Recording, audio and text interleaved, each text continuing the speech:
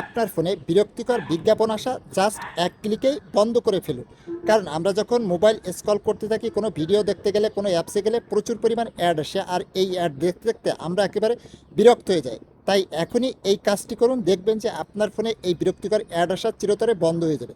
কিভাবে অ্যাড আসা বন্ধ করবেন চলুন তাহলে মোবাইল স্ক্রিনে দেখিয়ে দেওয়া যাক। ভিডিওটা আপনার টাইমলাইনে শেয়ার করে রেখে দিন, যে কোনো সময় প্রয়োজন পড়লে দেখে নিতে পারবেন। পেজটিতে নতুন হয়ে থাকলে ফলো দিয়েই সাথে থাকবেন। প্রথমে আপনার ফোনের সেটিংসটা ওপেন করবেন, দেন এখান থেকে স্ক্রল ডাউন করে নিচে আসবেন, আসলে পেয়ে যাবেন গুগল, এর উপরে ট্যাপ করবেন।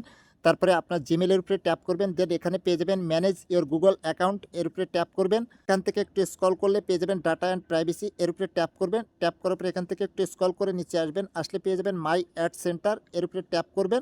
ট্যাপ করার পরে পার্সোনালাইজিং অ্যাড, এটা অন করা থাকবে, এটাকে আপনাকে বন্ধ করতে হবে, তার জন্য এর উপরে ট্যাপ করবেন। ট্যাপ করার পরে নিচে পেয়ে যাবেন টার্ন অফ, এর উপরে ট্যাপ করবেন।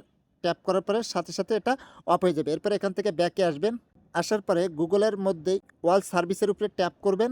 এখানে পেয়ে যাবেন অ্যাডস, এর উপরে ট্যাপ করবেন।